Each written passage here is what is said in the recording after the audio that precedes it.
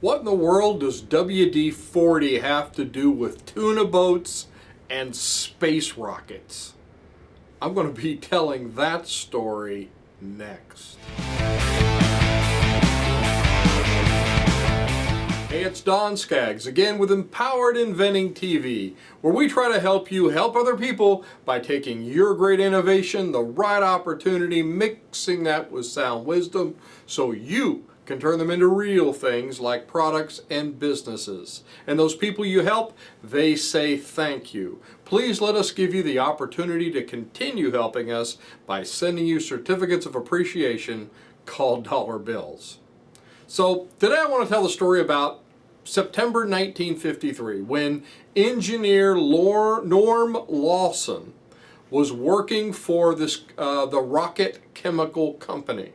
And he was asked by a friend that was a U.S. naval commander if he could develop a penetrating coating to protect machinery on naval ships from salt corrosion.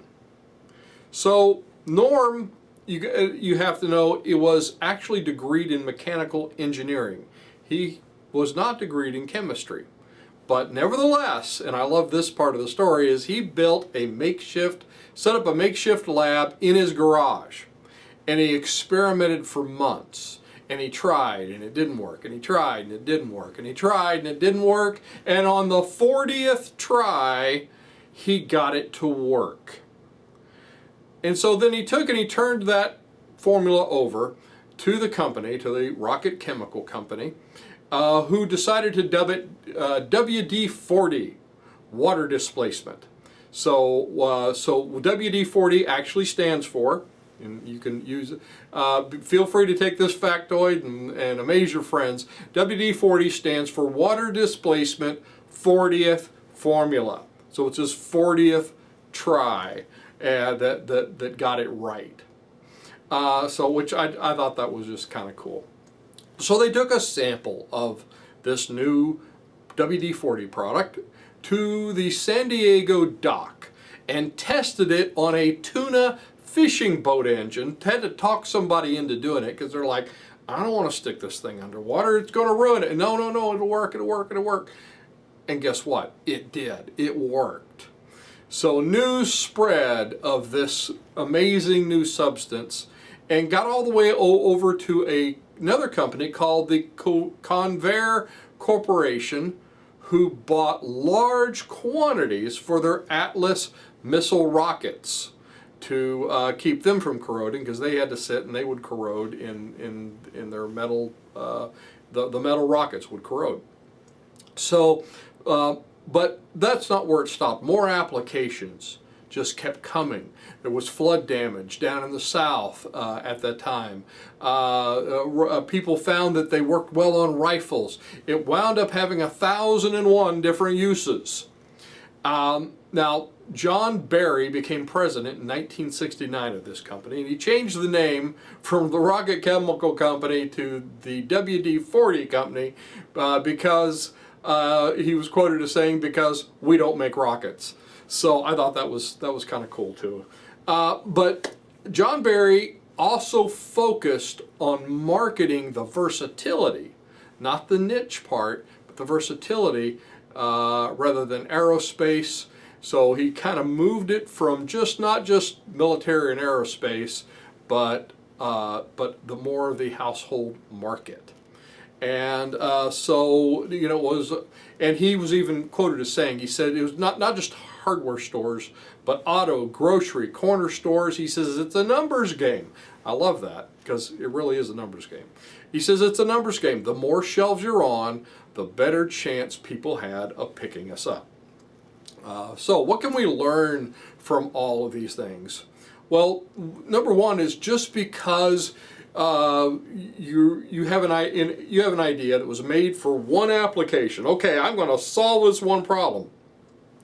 That doesn't mean it can't have applications, perhaps, in other markets. So always be looking for that. There's always opportunities out there. Just think if they'd left WD-40 just for aerospace and just for the naval markets and would have just left it alone after that and didn't broaden it. We'd never have, a lot of people wouldn't have it in their homes today, and I've solved a lot of problems with WD-40.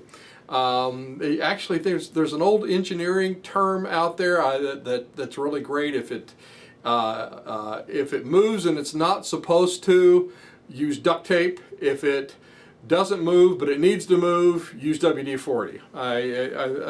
That's a really cool engineering adage I'd heard once. So anyway, another thing is that Norm Lawson got $500 for his invention from the company he worked for. Of course, he also got a salary from the company, but he didn't get any stock. And this is kind of why I like the idea of inventors and entrepreneurs being inventor entrepreneurs, being entre-inventors, is because they, you know, you can work for a company, you can have that nice security, but if they give you $500 and it makes billions, there you go. And if you're happy with that, okay, no worries. But if you want something more, then there's always a different route you can take. So keep that in mind. You know, maybe he died happy with that. I don't know. So another thing about WD-40 is that it is still protected by trade secret. Now, if they had filed a patent for that, if they would have been all focused on the patent thing and not made it a trade secret, guess what? That patent that they would have filed in the 50s would have run out in the 70s. And they would have lost all intellectual property rights. But they kept that a trade secret, which, by the way, if you can keep it a trade secret and people can't figure it out, and it's in the Coca-Cola vault, if you will, then yeah, you can hang on to that. We had products in my company that we had that were trade secret. We had patented products, we had trademark products, we had, you know, we had all the different things. But we had some things that were trade secrets because we knew it would be very, very hard to figure out how we did this. So those can be very, very valuable things. Always remember that. Don't all just be focused always on the patent. Trade secrets sometimes can be very, very good things if you can protect those trade secrets well. Now, that being said, another thing is that John Berry, the guy that became president in '69, that really kind of propelled it forward, he encouraged his customers to write in unusual uses for WD-40.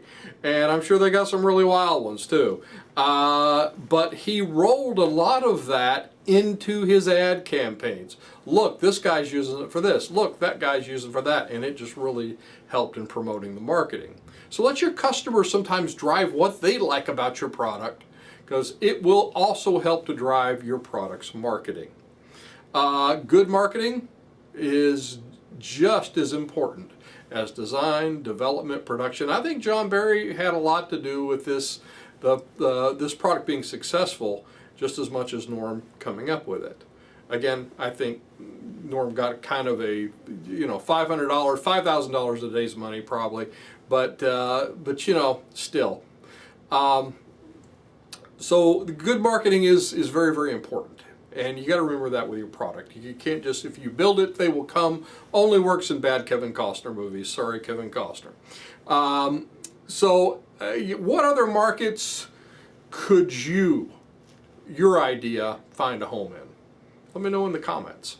For more information, if you're looking for, you know, getting your idea and pushing it forward, check out my websites, kyinventors.org and empoweredinventing.com, and we've got tons of ways we can help you move things forward. I'm Don Skaggs. This is Empowered Inventing TV. Like, subscribe. If you know somebody you think this video might help, share it with them. And I'll look to see you at the next meeting, workshop, online course, or on the next video.